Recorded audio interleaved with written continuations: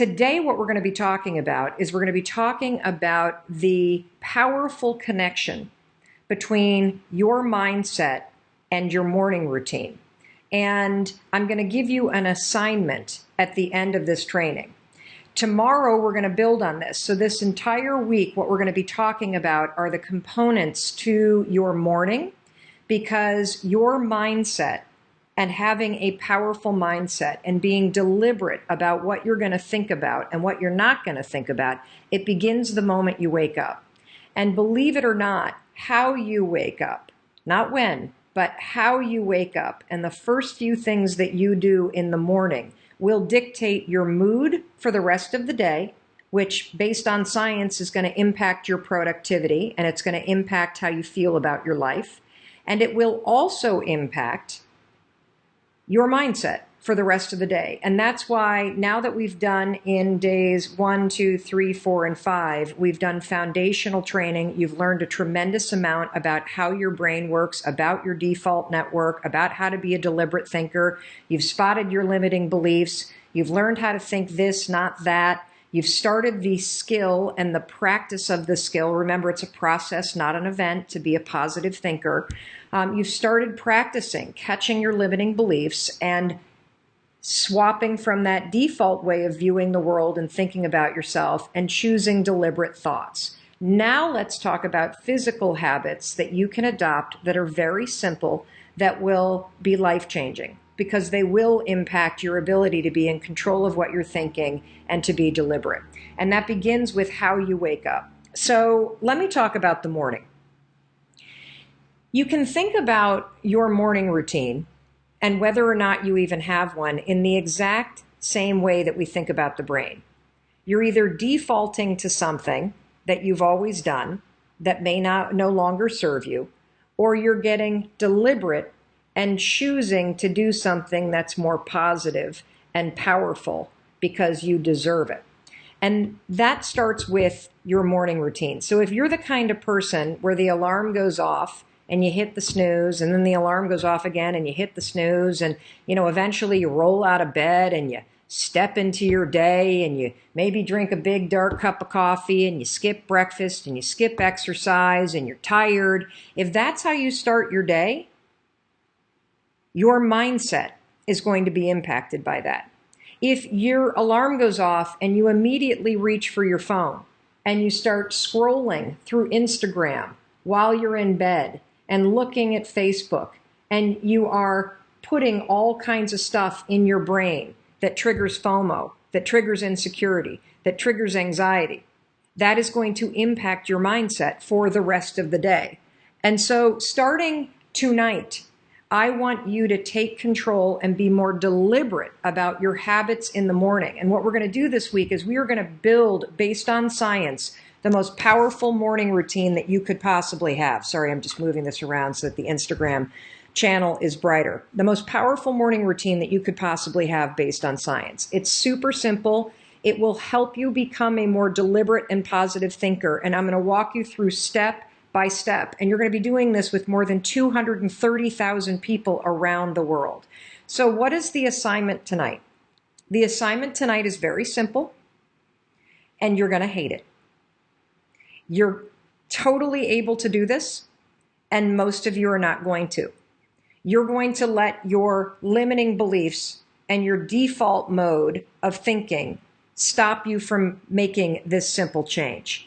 And the thing that I want you to do tonight, this is your assignment. This smartphone right here, I don't want it anywhere near your bedroom. Your assignment is when you go to bed tonight, you are to plug your smartphone in outside of your bedroom. If you live in a studio apartment, put it on the other side of the room. I don't want this phone anywhere near where you sleep. And there's a simple reason why. You're addicted to it. And if it's next to you while you're sleeping, as soon as you wake up, without even thinking, the default mode of your brain will mindlessly reach for this, and you will lie in bed and you will look at your phone. And when you do that, you are putting in garbage into your brain before you even get out of bed. If you wake up anxious, if you wake up overwhelmed, if you wake up feeling like you're losing some imaginary race, if you wake up and you feel dread, if you wake up and feel negative or exhausted, I'm telling you, this is the reason why. And if you want to have a positive mindset this year, and you deserve to, then you also have to get very deliberate about your habits and about your morning routine in particular, because how you wake up matters. How you wake up determines your mood. How you wake up determines on your phone. Hold on, IG is pausing a lot. Hold on a second. Let's see here. Yikes. All right, hold on a second, IG. I'm getting a lot of, let's get on Wi-Fi. Rendezvous. Let's see if that works. Looks like I'm on. Let's go back to Instagram. Okay, let's see if that works. Is that better, Mandy? Thank you for your patience, by the way. Normally, our streams are not as spotty, but when we started this program, I knew that I was going to be traveling 24 out of the 35 days that we're broadcasting live, and tech can be a challenge. And so for those of you that have been hanging in there on Instagram, if it's spotty, jump over to Facebook Live, jump over to YouTube, jump over to Twitter. We're streaming on all 4 platforms at once. And we will also email you a link to this video, which is one of the reasons why, if you haven't yet, sign up for melrobbins.com/mindset reset, because we curate all this information for you and we tee it up for you every day. So thank you for your patience as I am broadcasting from my parents' place. My mother's 70th birthday is tomorrow. And for those of you that are just tuning in because the stream has been dicey, we're talking about the powerful connection between your mindset and your morning routine.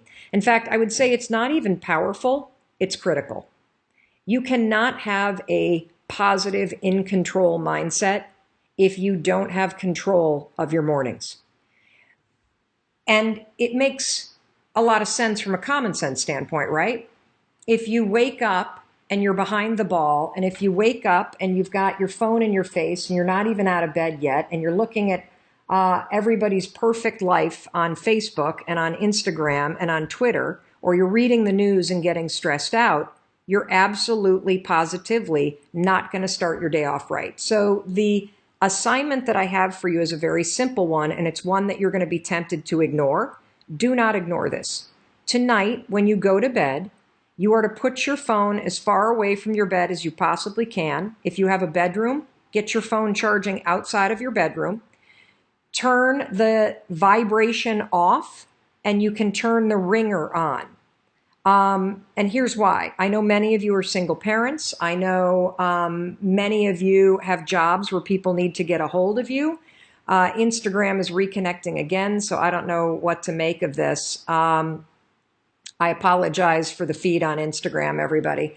But if you start your day by looking at this, your mind is hijacked and you're going to be playing catch up all day long.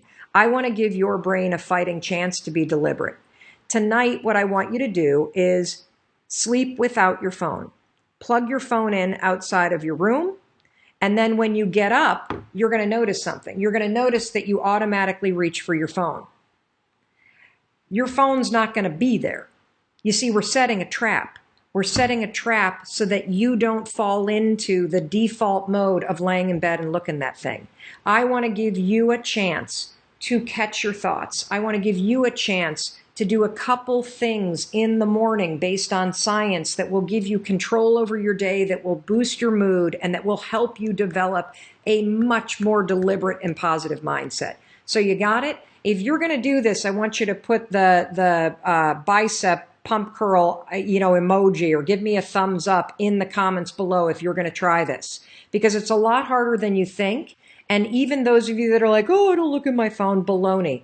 Every one of us is addicted to this thing. I'd like to take some questions real quick about mindset, about the mindset morning routine connection, about the cell phone, or about anything related to mindset reset.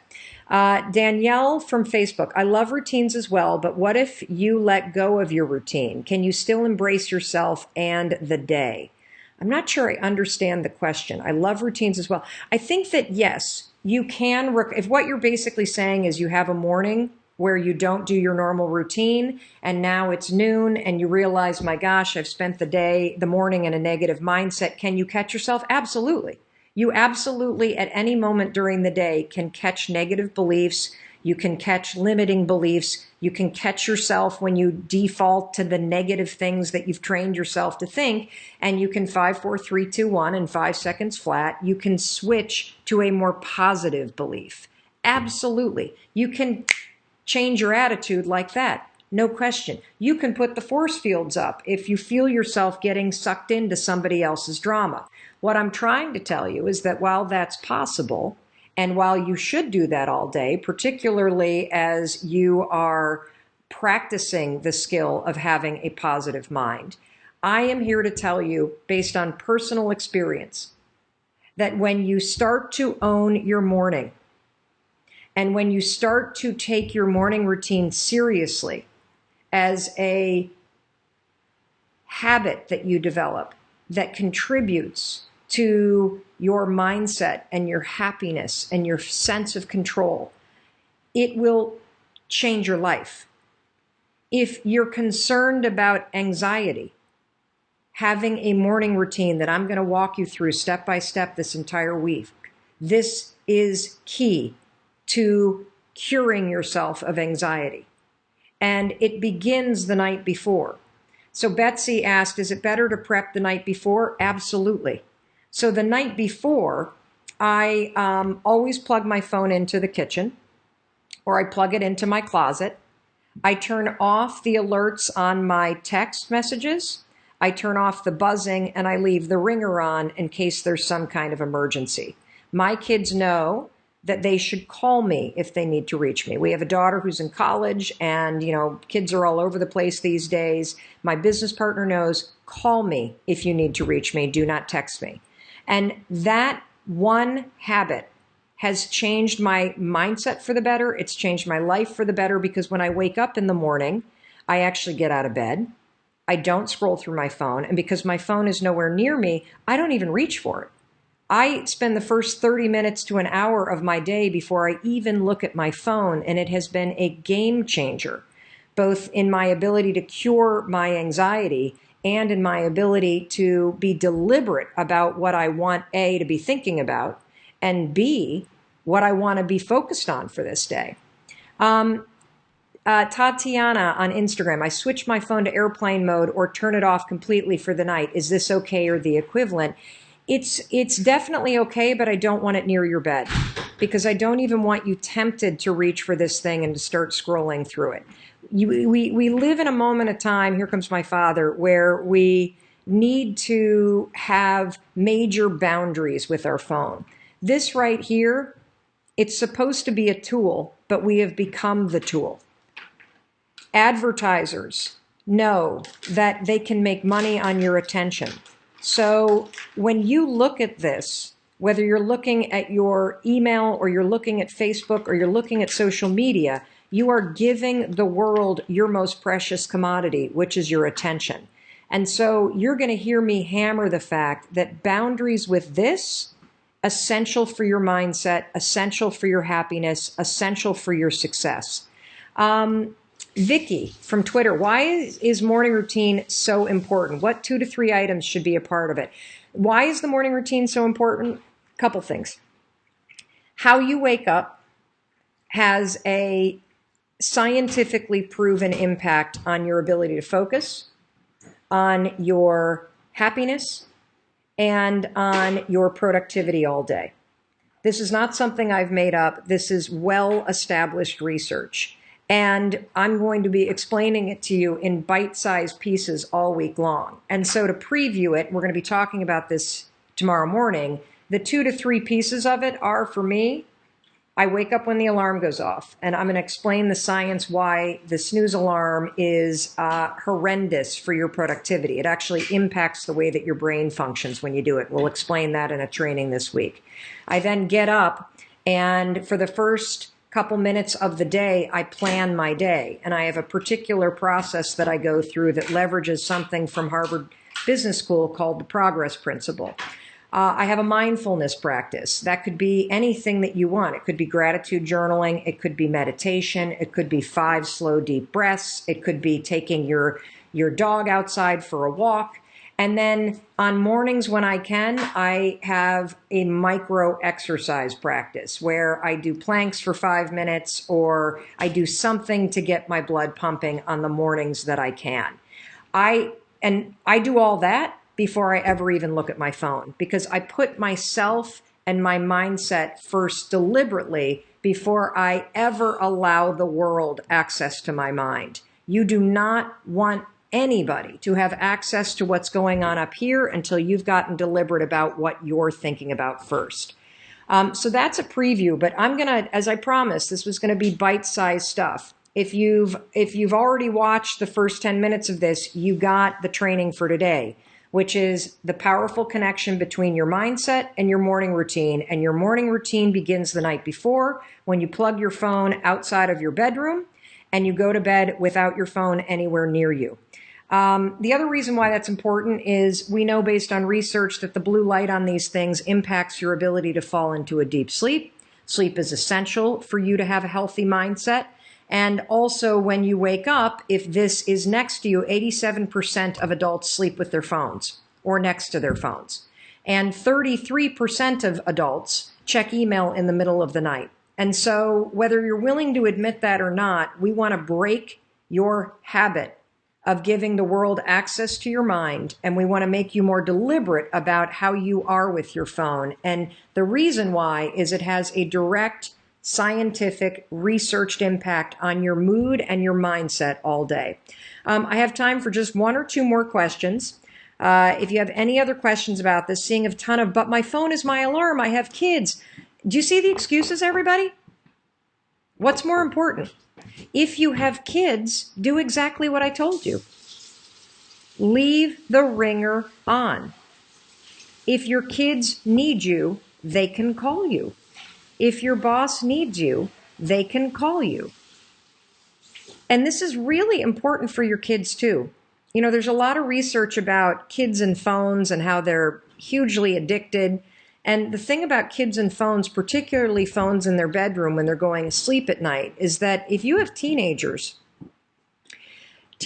are biologically hardwired to push away from their parents when they become teenagers. Their friends become their primary support group. They become the most important thing in their life.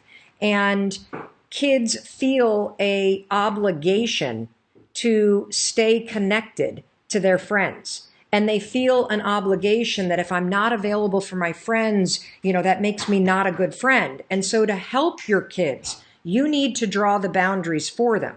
You need to tell them that they can't have their phone in the bedroom. You need to have a charging station in the kitchen, and you need to model these very healthy and mandatory boundaries with technology, period. And so I get it. Your kids need to reach you. No problem. Plug it into the closet, plug it into the bathroom, turn the ringer on. If there's an emergency, they can call you. Yes, you can use your phone as your alarm. Plug it into the bathroom, plug it into the closet, plug it into the kitchen. Because if the alarm is going off outside of your bedroom or several paces away from your bed, guess what you're doing when the alarm goes off? You're getting up. And tomorrow, I'm going to explain the science behind why you need to get up when the alarm rings and why you should not hit the snooze alarm. I don't hit the snooze alarm because I understand the neurological impact that the act of snoozing has on your mindset, on your mood, and on your brain's ability to focus. And that's exactly what we're going to talk about tomorrow. The reason why you have to get up when the alarm rings. And it's not because it sounds like a good idea. It's because of the science behind how your brain works and what hitting the snooze button and drifting back to sleep for 15 minutes does to your mind. You're going to learn all about that tomorrow, and it is a game changer. So, Mandy and Danielle, do we have any other comments, questions, excuses? Give me the thumbs up if you're going to try this phone challenge. This is going to change your life. Try the phone challenge tonight. Give it one night. And I want you to notice as you do it, how drawn are you to your phone?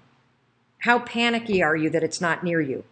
Do you feel anxious about it? When you wake up in the morning, are you immediately grabbing for it? I want you to notice the default mode that you have with this sucker right here. Because part of being deliberate and serious about being a healthy, happy, anxiety-free, positive, confident thinker is taking control and having boundaries between the world and your mind. And it's also having the assuredness that you can live without this thing. I have studied morning routines, journaling methods, the science of productivity. It has taken me 3 years to figure out the perfect morning routine journaling method. It takes me less than 5 minutes. Less than 5 minutes. Each prompt in the journaling method is backed by science. It is designed to make your mindset more powerful. It's designed to give you control. It's designed to leverage the world's most powerful research around focus and around happiness. And literally, it takes you less than 5 minutes. I'm going to walk you through step by step this week the science behind each one of the prompts. I invite you to print this out. I invite you to go to the 5-second journal and look at the science. And I invite you to think about what's working for you so you can create a morning routine that really empowers your mindset. Because I don't want you to wake up in the morning and immediately let the world in. You're under siege all day long from the world, from your friends, from your work, from your emails, from your social media, from the television, from the 24-hour news cycle. Your dreams deserve 10 to 30 minutes in the morning for you to get your head on straight, for you to focus yourself on things that are positive, for you to figure out how to build momentum and make progress on something that matters to you today, and for you to work on building your deliberate way of thinking so that by doing so, you're going to reprogram your default network in your brain so that your mind automatically starts filtering the world in a way that works for you. That's why I'm teaching you this, because it's all building on the things you learned in week 1, on days 1, 2, 3, 4, and 5. Okay, we're on day 9 now. So the first prompt is very, very simple. And the first prompt is all about your mood. So the second that you wake up, remember, you're going to get out of bed. If your alarm is your phone, you're going to turn the alarm off, but you're going to leave your phone where it is, and you're not going to take your phone with you to journal, because I do not want you tempted to even look at it. I want your head clear. I want you present. I want 10 lousy minutes for your dreams. Don't your dreams deserve that? Doesn't your sanity and your happiness and your sense of control deserve 10 lousy minutes in the morning? Of course it does. So the first thing I want you to think about is your mood. And the reason why I'm starting with your mood is because there is tremendous research about your mood in the morning and how the mood that you have in the morning and the energy level that you have can impact your confidence all day long. It can impact your productivity all day long. And it's super important for you to do something first thing in the morning to get present to your mood and your energy, and then do something intentional to boost it, because that will have an established, science-backed, proven impact on your productivity and your focus and your happiness all day long. So there's a very simple prompt at the top. It just is, how do I feel? This is your inner compass. This is how you read your energy. It's a little scale, much like a gas tank in a car, from empty to full. Depleted is empty and full is energized. Me this morning, I woke up feeling meh. You want to, and then over here, you're going to explain, why do you feel this way? Now, it's important to identify why you feel meh or why you feel energized and excited, because it makes you present. You see, we're tuning you into your inner wisdom. We are teaching you how to be present and mindful. And even if when you get present to something that's negative, we're teaching you how to turn it around. See, negative isn't bad, it just is what it is. When you recognize that you woke up and you're feeling, meh, which is how I felt this morning, now that you're present to it, you've got the power to get deliberate and shift it. So why did I wake up and go, meh? I'll tell you why. Because there was some woman in the room next to me who was awake at 4:15 this morning, yapping to the person next to her. They weren't, doing anything that I hate hearing in a hotel room, other people through the wall, if you know what I mean. I'm keeping this family friendly.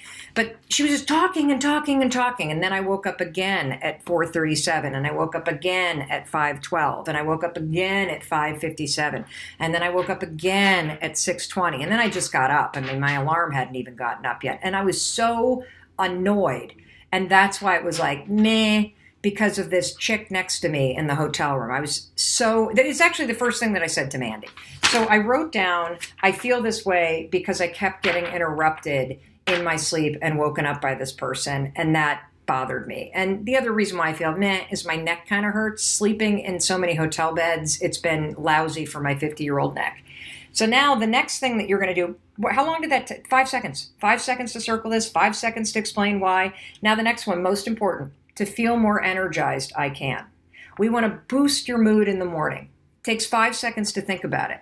So I wrote down, I'm going to get up and exercise. So my business partner, Mandy, and I, we schlepped our way to a Soul Cycle class, a 45-minute spin class here. It was, I'm not in spin shape. That's what I learned this morning. But let me tell you, it boosted my energy. So in just those 3 5-second questions, I have leveraged very profound and powerful science around mood to take control of my mindset.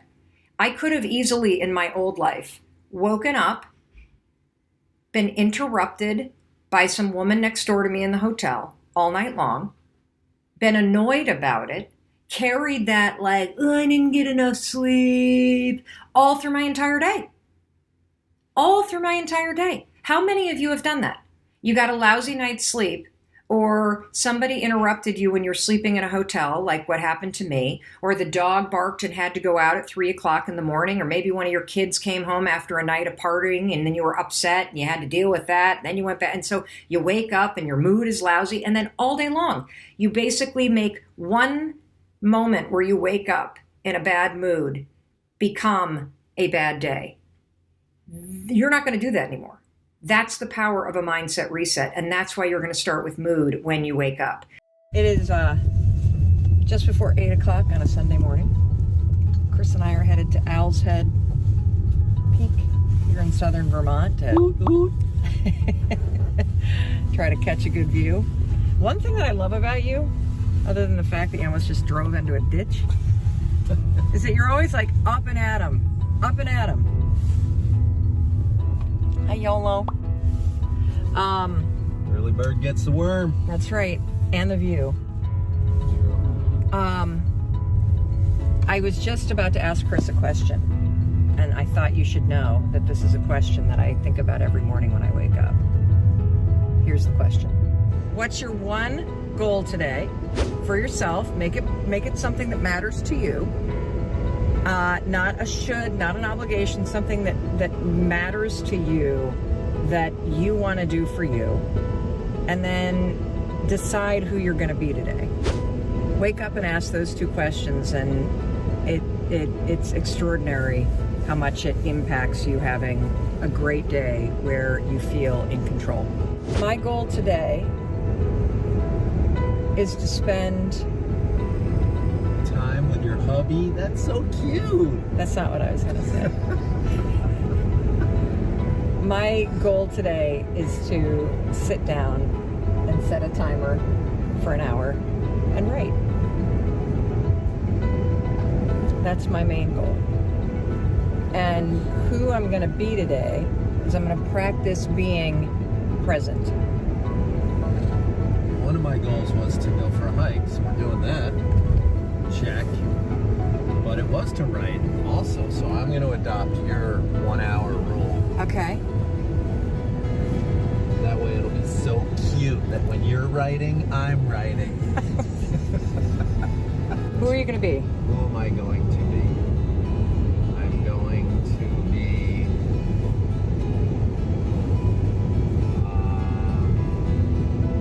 joyful. What does that look like? It's sort of uncharacteristic for me, I think.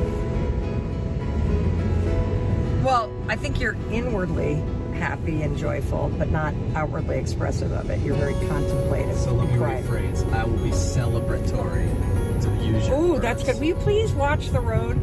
Well, look, you got me on camera. I'm present I can't to do the- everything. I can't drive and be on video at the same time, all right? All right. Well, we made it. Check it out. Made it. All right. Yolo, you tired? Woo! Who are you gonna be today? And what's your goal for today? Now that we've climbed this peak, it's time to go right. Mom, why are you making the bed? Why am I making the bed? Well, I'm making the bed even though we're checking out of the hotel this morning, because every single morning I have the same simple morning routine, Ken.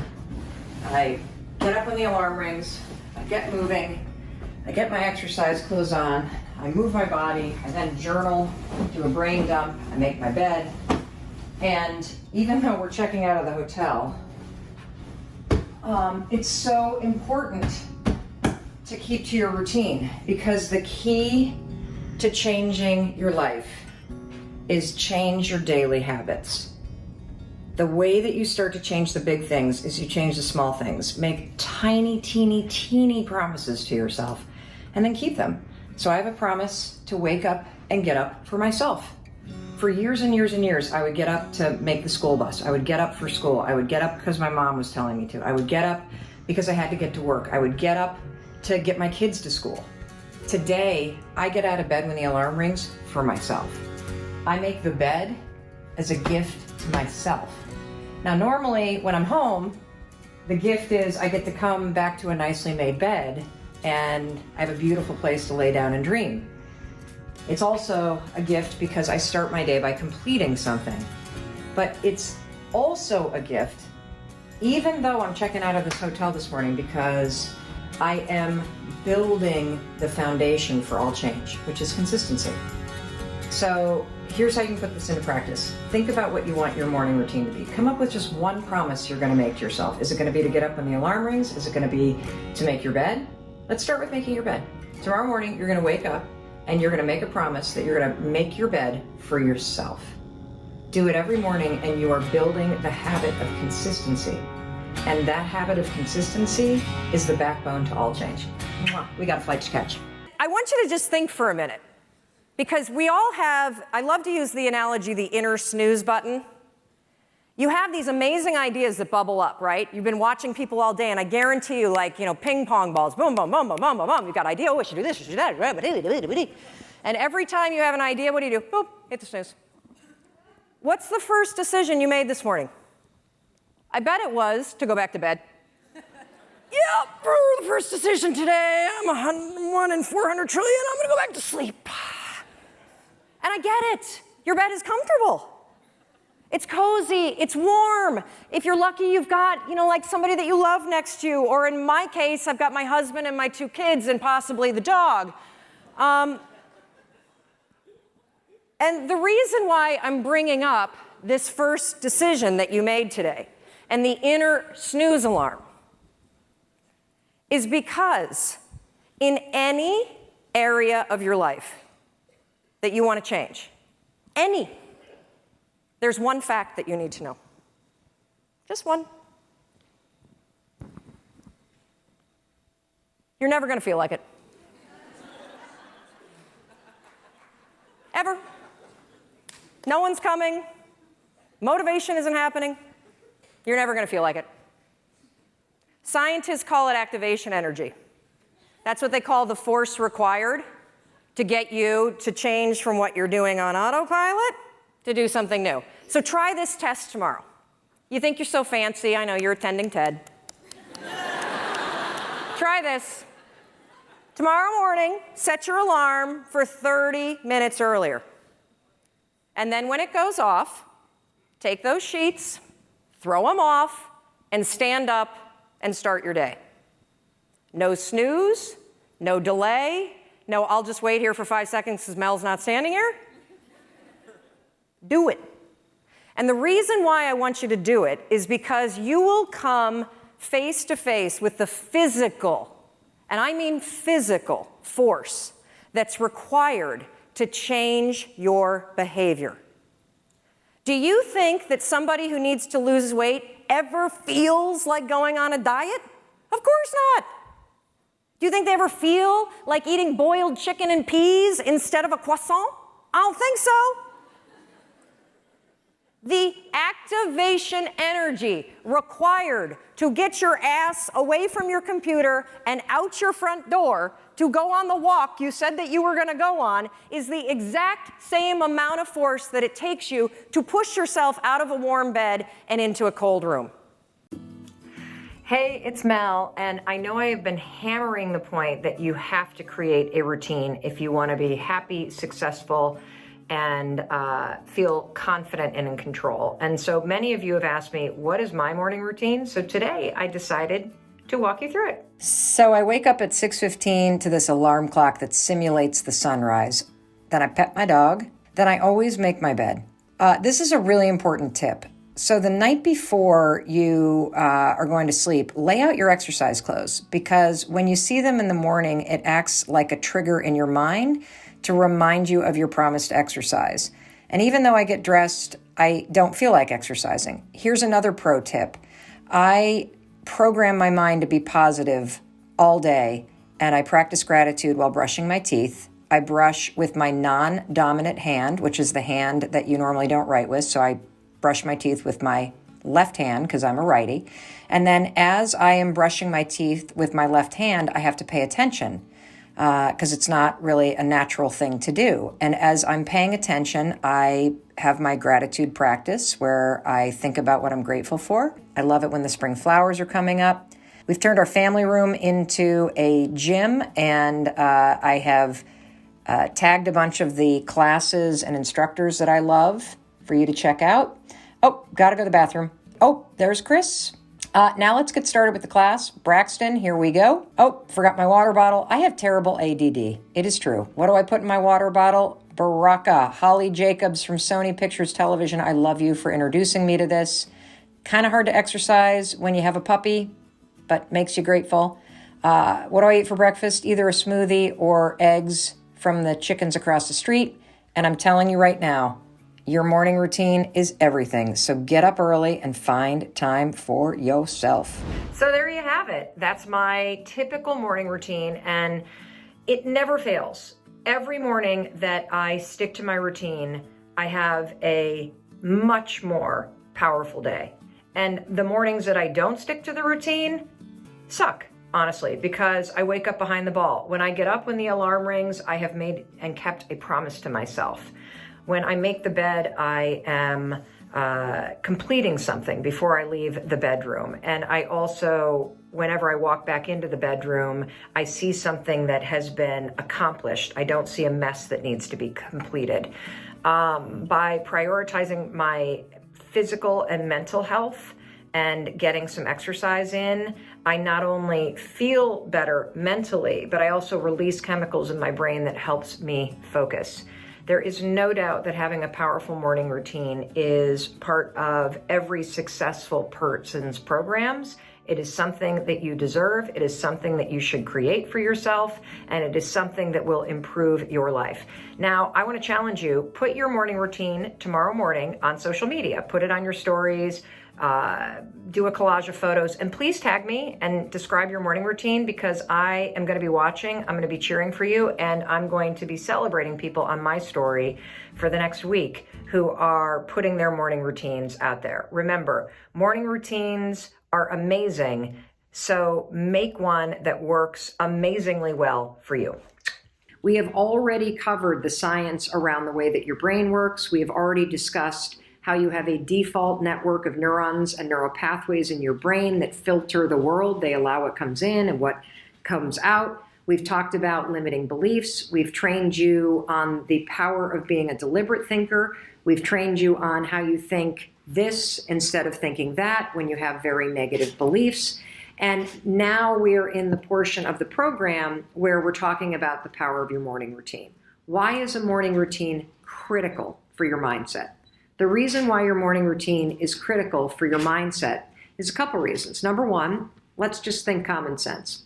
If you wake up and you feel horrible and you're in a bad mood and you pick up your phone or you turn on the news and the first inbound information that hits your brain is negative, or it triggers something in you emotionally that is negative, you are starting your day off on the wrong foot.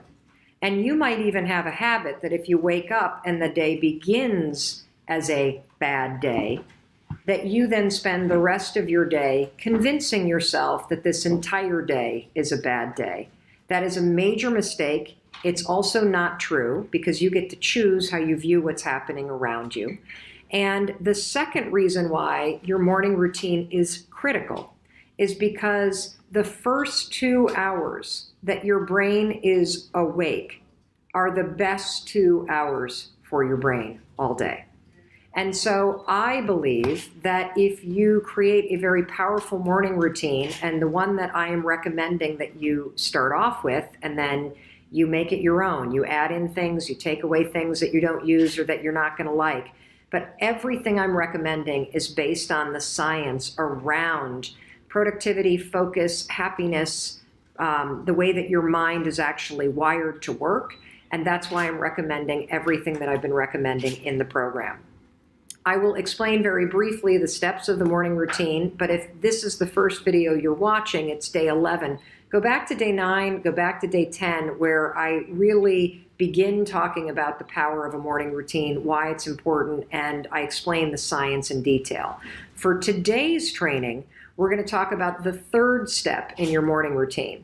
So when you get to the third step, by this point, you have already woken up on time and gotten out of bed when the alarm rang. You didn't hit the snooze button. You've already turned off the alarm on your phone if you're using your phone for your alarm. You have not looked at your phone. You have not turned on the TV. You have not let any information from the outside world cross the threshold into your precious brain yet. Why? Well, the reason why is I believe that you and your dreams, they deserve 10 lousy minutes. In fact, I think they deserve an hour. But I'm just going to go with 10 minutes because I know that you can find 10 lousy minutes to focus on your dreams, to focus on becoming a deliberate thinker, to plan out your day, and to figure out what your priority is.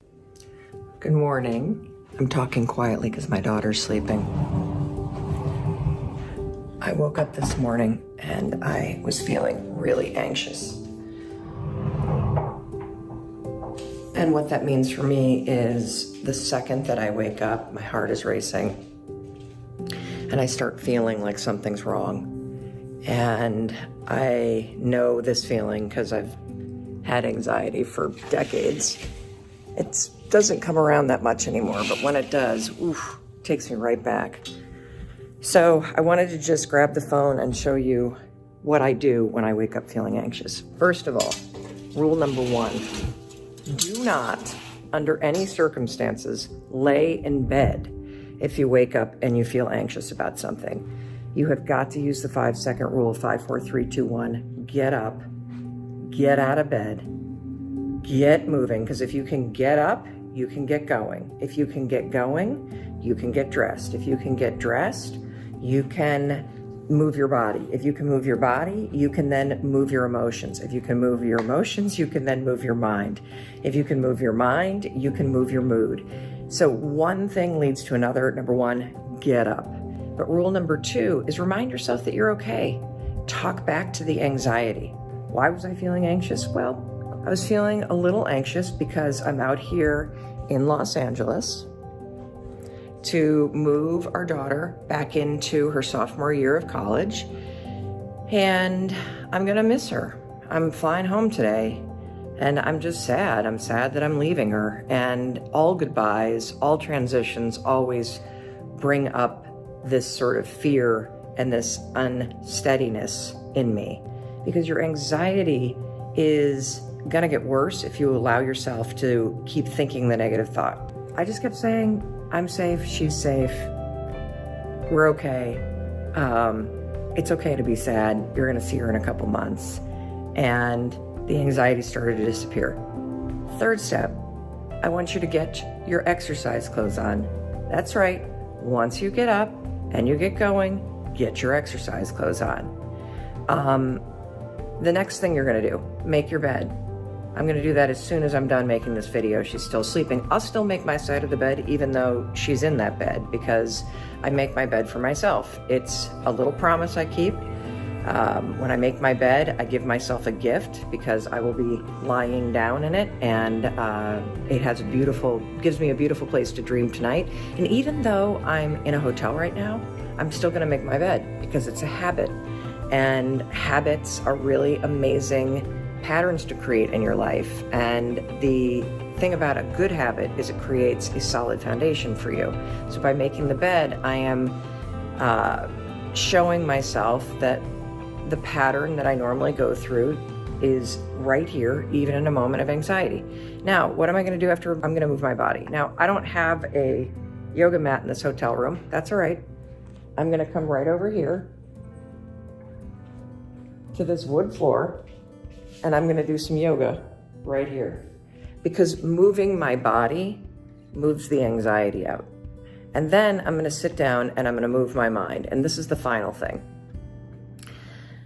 The way that I move my mind is I typically use the 5-second journal.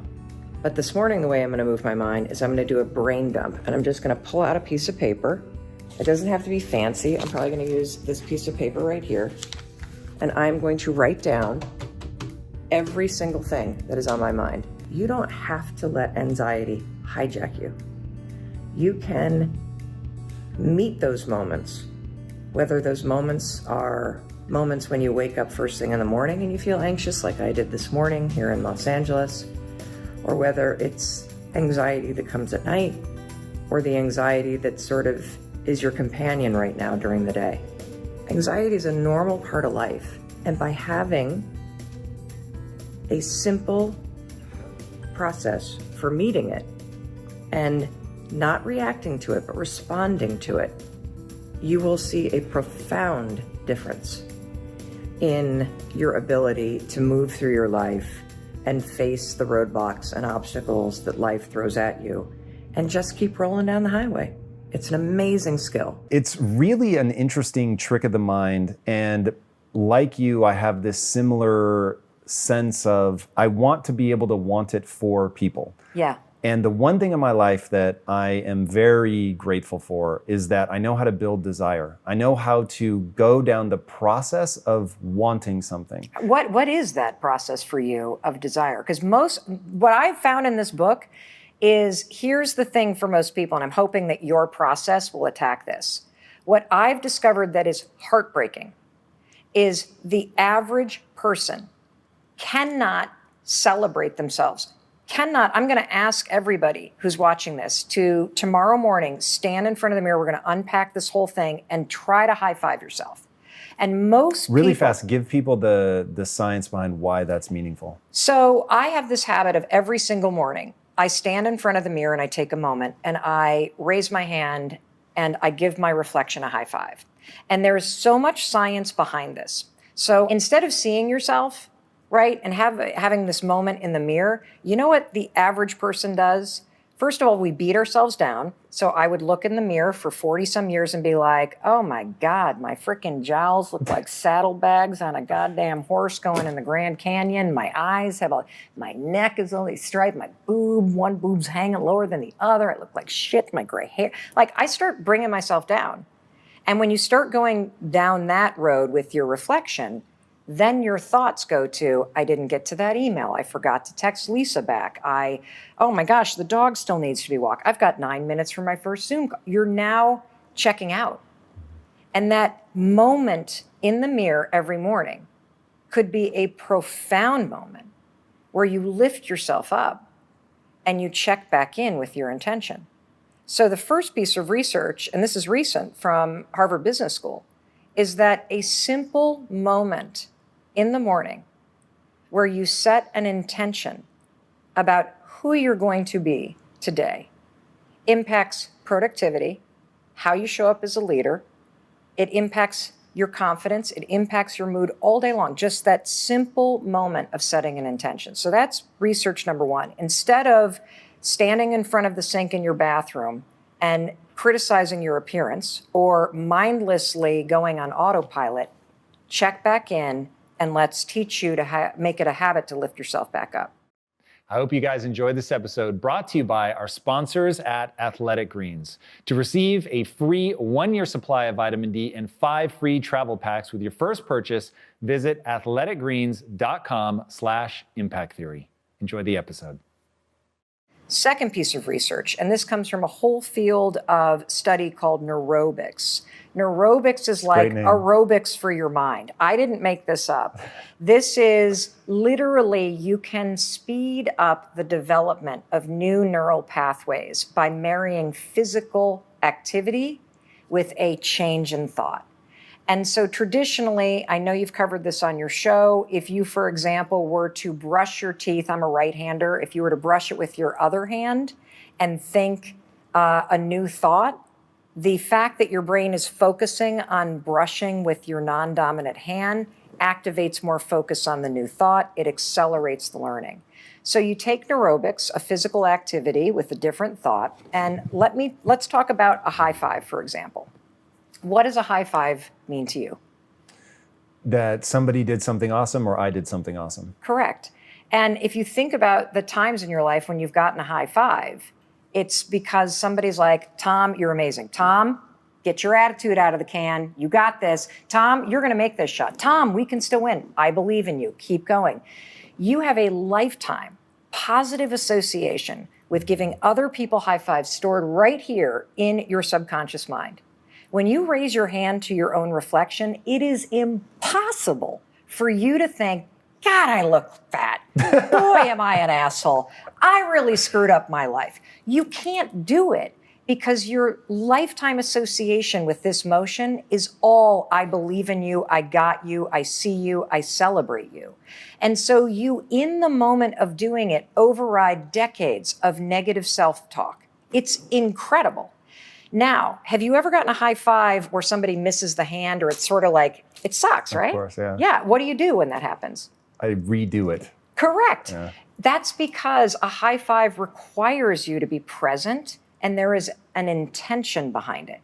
So you can't raise your hand to your own reflection without now grounding yourself in the moment. That's just the beginning of the research. I can go on about the NBA. And that was my favorite part. Hearing about the NBA, like even now it's giving me chills. Like, and especially because we're recording this still as everybody thought we were getting out of the pandemic. And now we've got the variant. Now even I'm starting to worry about the lack of physical contact and just like the cues that we give each other through touch like that. So this was one of my favorite parts of the book. Yeah, the NBA thing. I love this research too, because you know what happened with the high five is, look, I did this on a low moment for myself. Like, so my brand of self-help is Mel's life is kind of fucked up at the moment and she can't figure out how to help herself. So she stumbles by accident on something really stupid on its face and it feels good. And then I share it with my audience. And if they pick up on it and then I'm like, okay, we're on to something. So for me, the high five, Tom, began, I'm fired from my talk show. My book contract is canceled. Every speech has been canceled. My kids are now home. So we've got 3 kids, 22, 20, age 15, all in varying states of distress. I am triggered because my origin story, as you know, from being on the show and us being friends, the 5-second rule was 12 years ago, losing everything. And so I'm now having this feeling like I'm about to lose everything. And I'm also feeling like I'm losing grip on reality as the pandemic is hitting and as my kids are in distress. And I don't know what to do, just like everybody on the planet. I find myself in my bathroom one morning in my underwear, and I am having this spiral of negative thoughts. I look like shit. I don't know how to fix this. I wish somebody would solve this for me. I feel overwhelmed. I feel scared about my parents' health. I feel scared about everybody on the front lines. And even though I'm literally, like you, somebody that empowers other people, I didn't know what the fuck to say to myself. And as pathetic as it sounds, I found myself just raising my hand, just in a way to basically be like, shut up, Mel. Come on, girl. You, like, put your shoulders back, lift your you got this. You can do this. and something shifted and I went on with my day. And then the next morning I walk into my bathroom, and this is the other weird thing about the high five. I've literally either criticized myself or ignored myself in the mirror for decades. When you start to have a moment with yourself, the crazy part is you start to build a partnership with yourself. That's interesting. Like, you know, when you are pulling out of your driveway or you're walking down the street and you see a neighbor and they greet you, you will start to have that experience when you create this intentional moment with yourself in the mirror every morning. And so as I started to do this, I thought, this is actually making me feel like the wind is at my back when I leave the bathroom. It's making me feel just like when you leave a huddle in sports and you high five, or you're a runner running a race or doing some big endurance challenge and some spectator high fives you, or another racer's like, come on, you got this, as you're dragging down low. It gives you a little energy. Like, I think too about this high five a lot. Like, I know you're friends with David Goggins. I'm a huge fan of Goggins. And I know there's a lot of people that watch this show, especially men, that are like, this sounds kind of stupid. This is the equivalent of Goggins' cookie jar moment. So we all think, like, we've all been raised like, tough love, hard on myself, this, bullshit. The research is clear on this. Being hard on yourself is not fucking motivating. It's demotivating. And if you already feel like a failure, or you feel a sense of shame, or you're overwhelmed, beating yourself up for where you are does not fucking work. It drives you into the gutter. The most motivating force in the world, on the planet, based on research, hands down, is empowerment, encouragement, support, and celebration. And for our entire lives, we have outsourced that to somebody else. The research is very clear. So the NBA study, they did this big study looking at NBA teams. And they could predict in the study who was going to be in the championship rounds based on, in the preseason, what teams had the most high fives, fist bumps, and back pats. Why? Because those kind of gestures create partnership and trust. And I'm here to tell you, when you start doing it in the mirror, you're creating partnership and trust with yourself. And so, one of the things that I love about this is that in a moment when you feel alone, you can give yourself the boost, the support, the empowerment that you need to keep going. And here's another piece of research that's also like, holy cow. You're a big proponent of the growth mindset. You guys talk about it all the time on this show, right? So researchers wanted to know, what is the most empowering way to motivate kids through a really big challenge, okay? They divide the kids into 3 groups. This takes the marshmallow test to a whole nother level.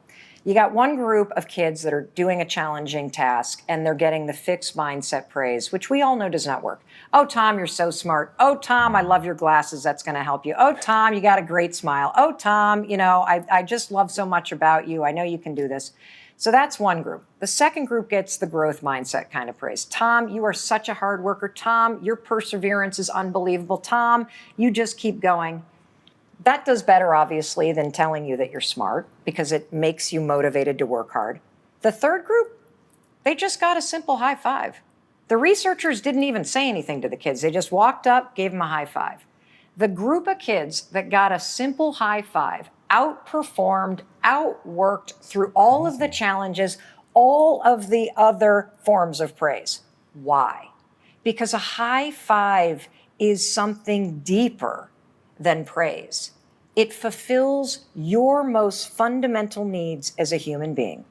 When somebody high fives you, you feel seen, you feel heard, and you feel like somebody has acknowledged you for the unique person that you are. Let's just talk for a second about the things that go viral. You can always find going viral a teacher standing outside of a classroom doing what? Greeting kids with individual handshakes. And we see that and we're like, oh, that's amazing. Why? Because every one of those kids, before they walk into the classroom, feels seen, they feel heard, and they feel acknowledged for the unique individual that they are, all through a simple handshake or high five. And one of the reasons why I'm so excited about this is because in starting to just kind of put it out there very casually on the story, in the very beginning, because I've been researching this now for a year, I started to get back all of the objections that people had to doing it. And they're fucking sad, Tom.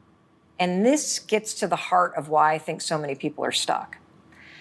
One of the biggest objections that people had to standing in front of the mirror, take a moment, look at yourself, and then raise your hand, is people said over and over and over again, I haven't done anything worthy of high-fiving.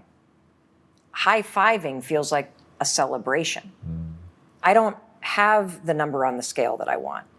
I don't like my bank account.